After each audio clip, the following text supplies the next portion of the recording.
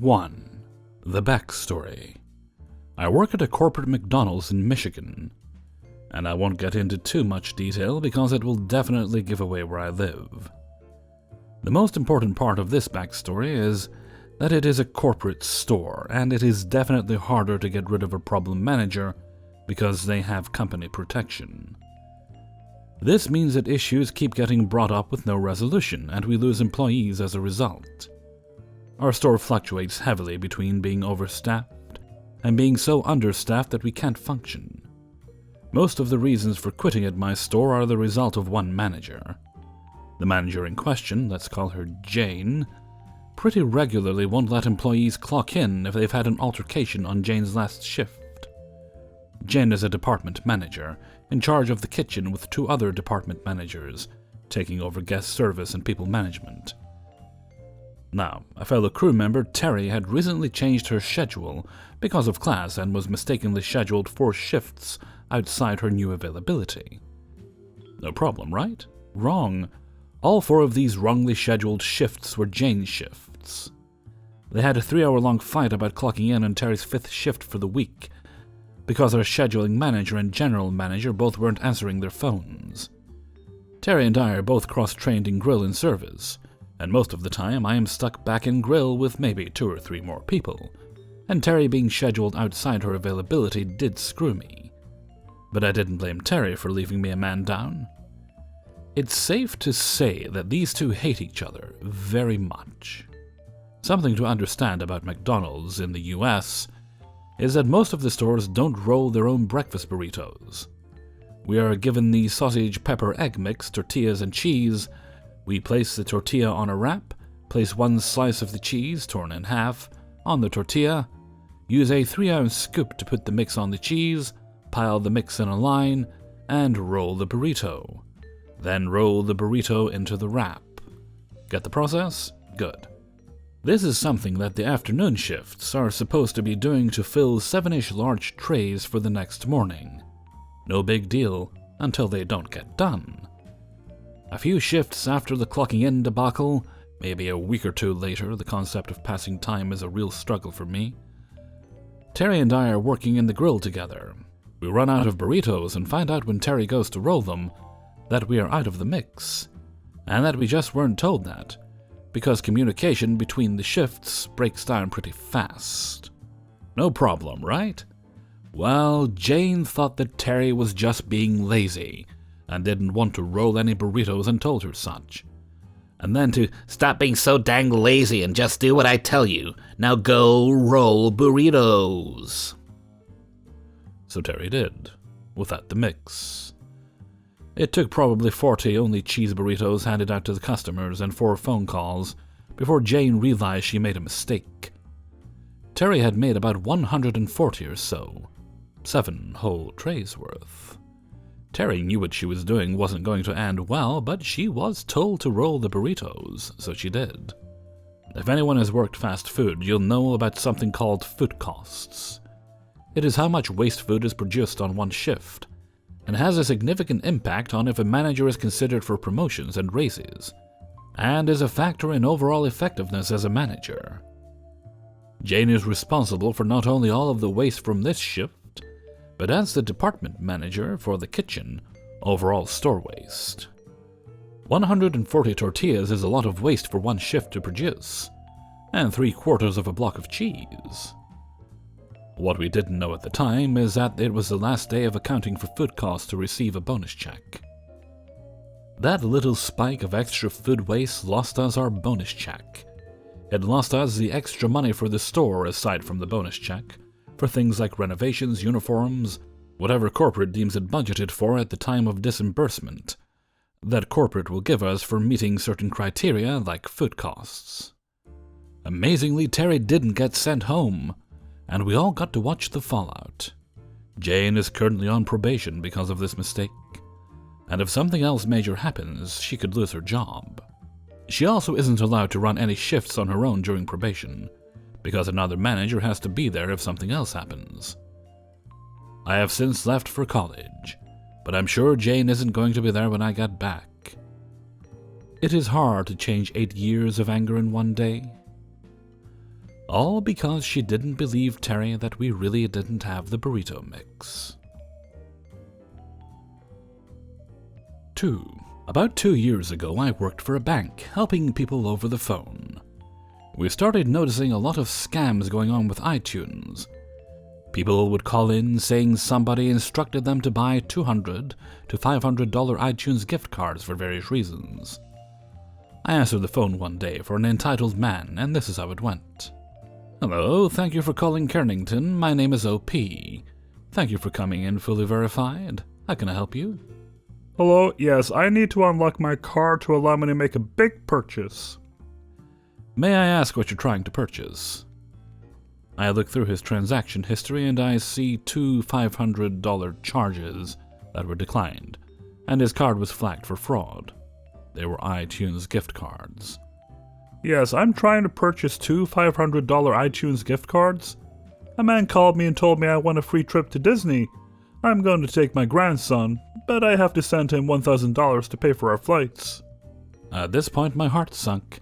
This man thought he was going to get free tickets to Disney for his grandson, but in reality, somebody was taking advantage of his naive nature.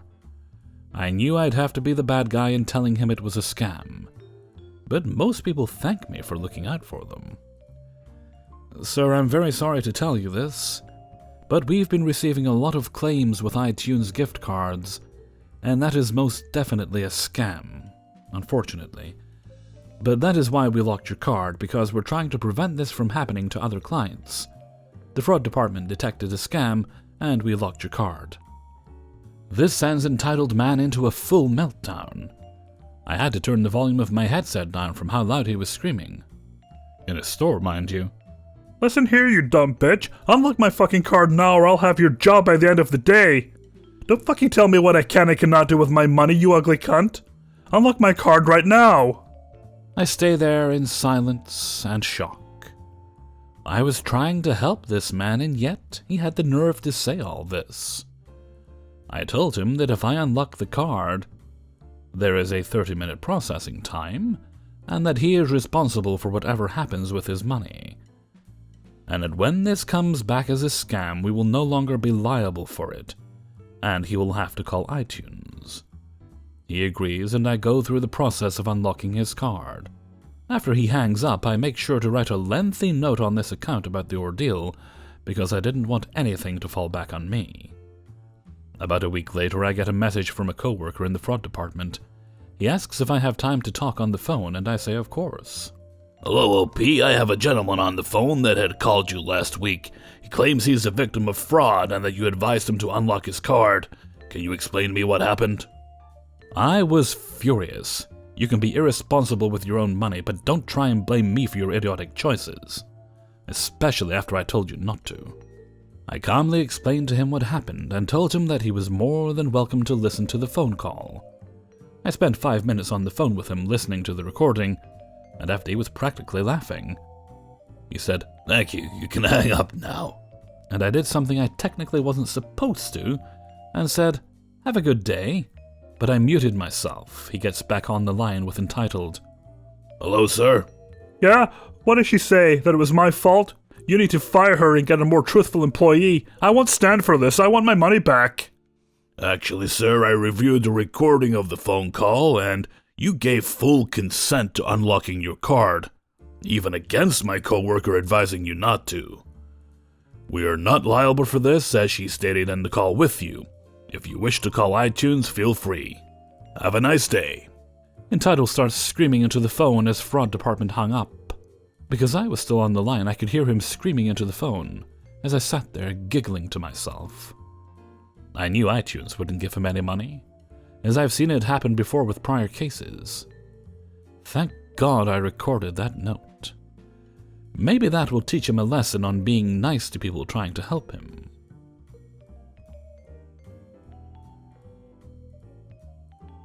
3. Years ago, I used to work as a medical biller for a surgery center. The administrator who ran the place knew I worked construction with my father as well in my off times, doing remodeling and building houses. As such, she commissioned us to do some work for her at her personal home. It was small projects, really.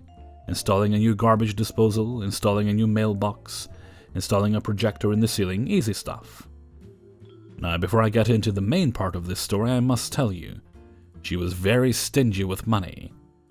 We had an autoclave that needed servicing at work, and she refused to pay for the workers' travel time of 2 hours for a 30-minute job. She refused to pay a lot of the medical equipment bills until she was threatened with collection notices, or refusal to send any future items. She even told us not to waste patient bands who were no-shows, and instead place another patient sticker over the old ones, which could be a HIPAA violation, but she didn't care. This is important to know. One day, she came to me and asked if we could take a look at her flooring in her exercise room. She said the water heater had busted, and as a result from sitting too long, her flooring had swollen from being waterlogged. My dad and I went over there to assess the situation and determined that we could do the job for a total of $400 plus material. We weren't out to strike it rich, but really to help the community by providing quality service at a low rate. She was happy with the price and told us she would pick out the new wood she wanted laid down. We told her that she would need about 100 slats for the repair we were going to do, as well as new plywood for the base. She seemed okay with that. She went to Los Angeles one weekend and came back with material that she wanted to use for the flooring. Only she had about 30 of the requested 100 to do the job properly. On top of that, she did not think that she needed to get a new sheet of plywood. We informed her that the old plywood was moldy, swollen, and would only cause problems down the road. She eventually agreed to purchase the plywood replacement, but she was not going to purchase more wooden slats. Instead, she demanded that we use most of what was already there. Yes, the swollen pieces. But to tear up the slats in the little alcove that was not hit with the water damage, and place the damaged ones there. We did everything we could to convince her this was a bad idea. We told her that wood doesn't magically shrink when it dries out. We told her that joining the swollen pieces with non-swollen pieces would be near impossible. We told her that the moisture would invite more trouble down the road and provide for an uneven floor setting. She was having none of it, she knew better, and did not want to spend more than she already had. So we went to work. We tore up the old pieces, saved the best ones, and started laying down the new pieces first. Then we tore up the pieces in the alcove and matched them with the new pieces too, per her instructions. We placed the least damaged slats in the alcove, doing everything we could to make it look presentable. Lo and behold, it was all uneven.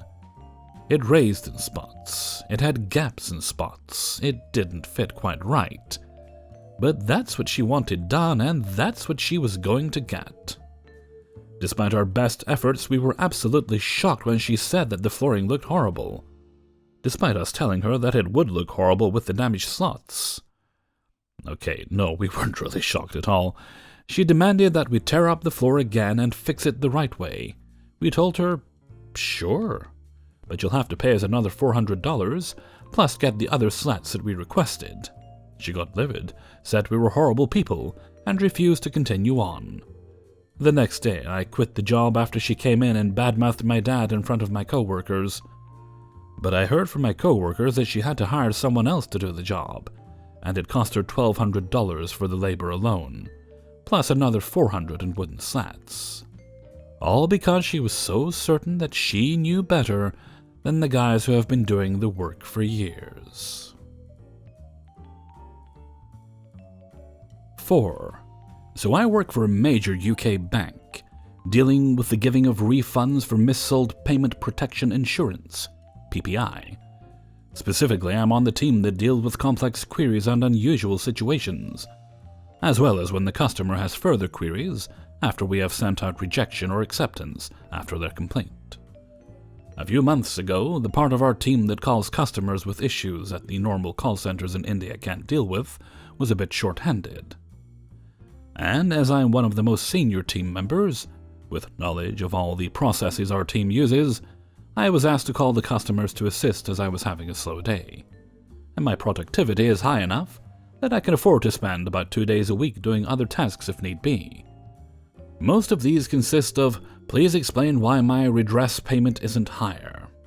Please can you run me through how you calculated my refund, etc.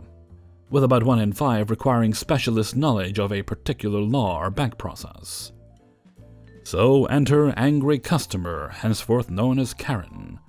Karen had been offered a hefty refund sum, around £3,000, well above the average, and we were currently in the process of paying it. Karen had rung up to demand why she wasn't receiving £7,000 plus, as that was what all the TV adverts said. Apparently, we had deliberately lowered her payment because of reasons. Damn reasons. She was kind of unclear. I explained to Karen that the TV adverts are misleading, and that your average complaint handler has no control over the amount of money each customer receives, as things such as date taken out, time PPI was active, etc., are all taken into account and fed through a calculation program, which gives us a figure. Apparently I was lying. Karen demanded that I withdraw her payment and give her a new, more appropriate offer. I explained to the customer that we couldn't just withdraw an offer, and if she felt like she was entitled to more redress, she could take it up with the financial ombudsman, who would review her case. Regardless of their decision, her payment would be going ahead. Karen wasn't having any of it, and demanded I look at her files and personally pay her a bigger sum. Rolling my eyes, I humored her and did a brief scan of her files. Oh, what's this? It looks like Karen was declared bankrupt about 15 years ago, and both the initial contact team and payments had missed it. To be fair, it was kind of well hidden and your average employee wouldn't recognize it. For those who don't know, being bankrupt affects you for the rest of your life, as even when you're discharged, you just go into a less bad bankruptcy. The only way out is to pay back every last penny. Anyway, for PPI, this means she is not entitled to any redress, and furthermore, isn't even allowed to make a complaint. Normally, a procedure in this case is to inform the customer that you will arrange for a colleague to call them back in an hour or so, and then to consult with the insolvency team. The insolvency team will then call the customer back to explain the situation, how it relates to their specific insolvency, and the steps forward. In this case, her offer would be withdrawn, and she would be told her available options. However, I run the insolvency team, and all complex insolvency queries go through me. This means I am authorized to proceed with the call as is. Karen is in the middle of another rant while I'm looking into this, and is again demanding that I withdraw her payment and send her a letter with the amount she deserves. As said before, normally I'd run the customer through the situation and explain what their options to claim the money were. For Karen, though, I apologize to Karen, polite as can be, and tell her that yes, I will be withdrawing her payment and sending her a letter detailing her new redress. Karen huffs and complains it took me long enough, and then hangs up. I delete all her redress off the system, close down the payment memo, and then send the most bare-bones withdrawal of offer due to bankruptcy letter I can. Normally, I fill in a lot of extra details so the customer finds it easy to understand and understands everything. They're rarely happy, but they understand why we have to take that position. However, we don't actually have to do that as per the procedure. Off goes the letter, first class, as the customer did seem like she wanted the new amount quickly. I congratulate myself on doing exactly what the customer wanted. Karen wrote in a few weeks later whining, I ensure the item is routed to our team that reissues letters. This ensures that the exact same letter is sent out, along with a covering letter saying, please find enclosed and requested information. After all, no point in writing a new letter when I've already answered the query once. A bit of information for those who might want to know why being bankrupt affects the refund. If the PPI was sold before the bankruptcy, 99% of cases, then it becomes an asset of the bankruptcy, which means everything that comes from it belongs to the official receiver, bankruptcy owner. This means that if we paid the customer, we'd basically be giving them someone else's money. If we did this knowingly, it can be classed as fraud.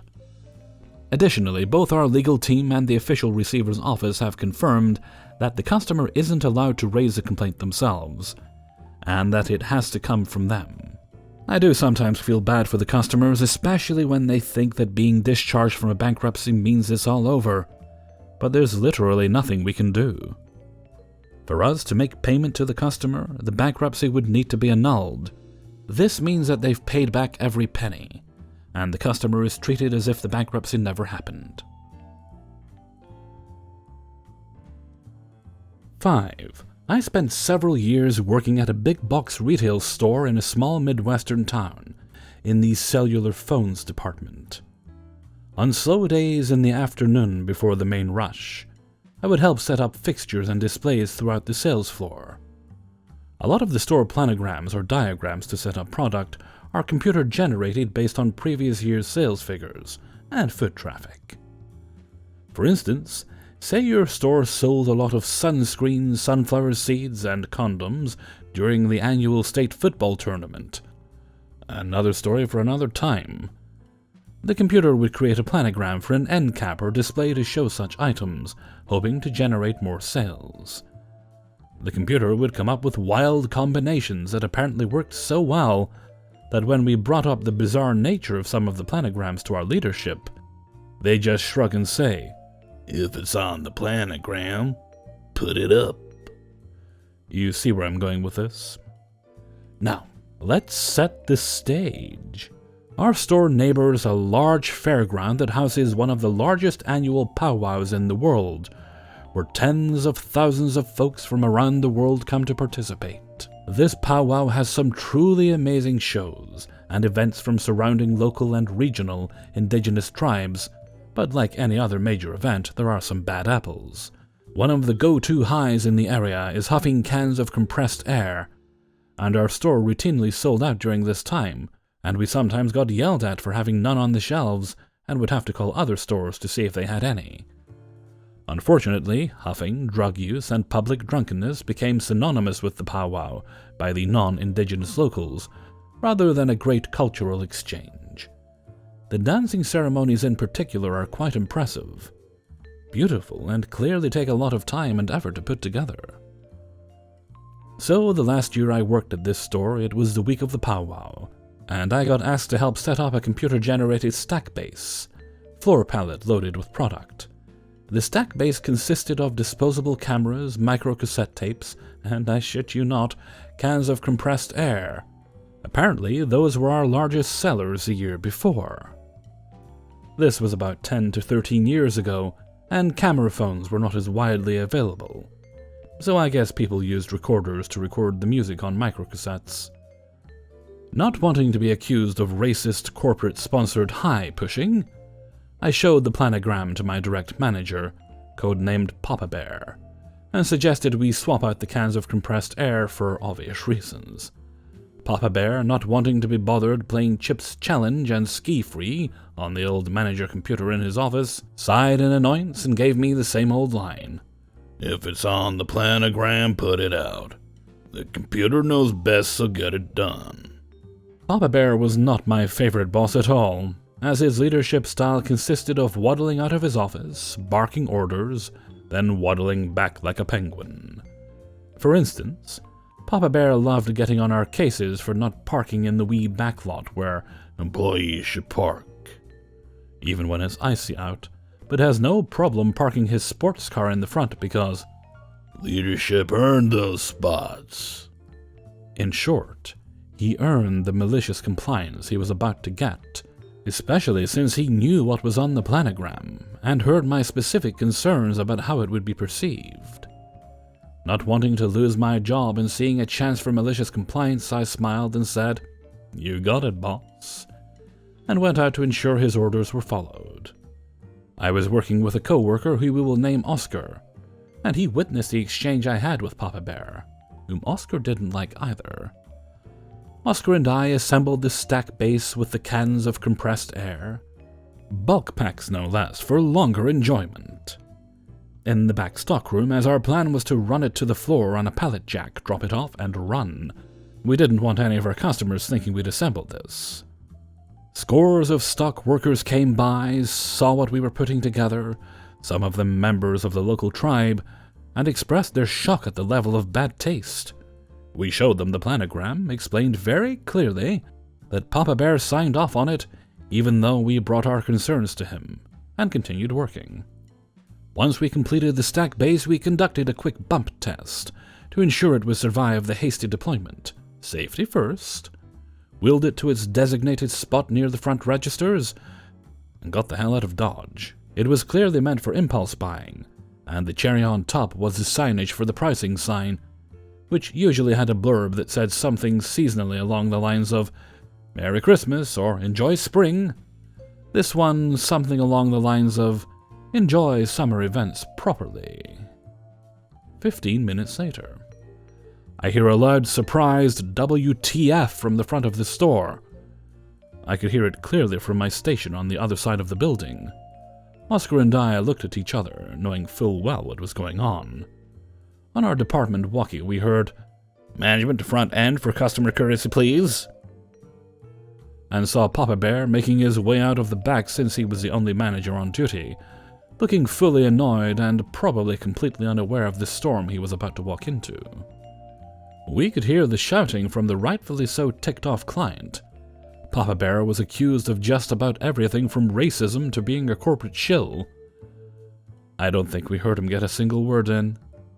We wanted to feel bad for the customer and the first employee who responded, but knowing Papa Bear was being dished much-needed punishment for not listening to his subordinates when they brought up a genuine concern was very satisfying, almost glorious. Within a minute, we saw a backroom employee take a pallet jack on the floor and wheel the stack base of shame back to the stockroom to be fixed. An hour later, a co-manager, Papa Bear's right hand and an OK boss, came out and asked what happened, as it was our names that assembled the stack base. We explained we went to Papa Bear with our concerns and he told us to assemble it anyway, so we did as we were told. The co-manager nodded in agreement, as he had heard the same from others who saw us assembling the stack base and expressed their concerns. Apparently, the customer filed a complaint with corporate, and so leadership was checking the cameras and everything to get a timeline of events. The co-manager told us we did exactly as we should have by informing management of our concerns and doing our jobs when told to, and then walked back. That was the last Oscar and I heard of the incident, other than a new policy that computer-generated planograms had to be vetted by management first. Papa Bear kept his job, but my stories of him do not end there. Hey everybody, Hellfreezer here, and thank you very much for listening to Revenge is Ice Cream, number 38. And thank you very much to everybody who allowed me to use their stories in this video. You know, I wonder if the rules for bankruptcy vary from country to country. Well, I'd expect they would, really. But I've heard of some cases of people filing bankruptcy. They do it with such great frequency that they almost do it like a get-out-of-jail-free tactic. Although I did know that in the UK it is quite a bit different, because there's a comedian I'm quite a big fan of called Sarah Pascoe. Check her out, by the way, if you haven't. She's very, very funny. And I do remember when she was on Richard Herring's podcast, which is actually up on YouTube. If you just type Richard Herring podcast, you'll find it there. And it was her second appearance, I think. Yeah, her second appearance, the most recent one. She was talking about bankruptcy. Or was it the most recent one? It was one of them. She was talking about how she actually had, in her younger days, she had to file for bankruptcy. And that it had actually since... everything she owed had since been paid back. And that was something I actually wasn't aware, because it was not something I'd ever really thought to look into. So it was interesting to learn. Okay, and with that, I'm going to head off for now. So until next time, thank you very much for listening, and take very good care of yourselves.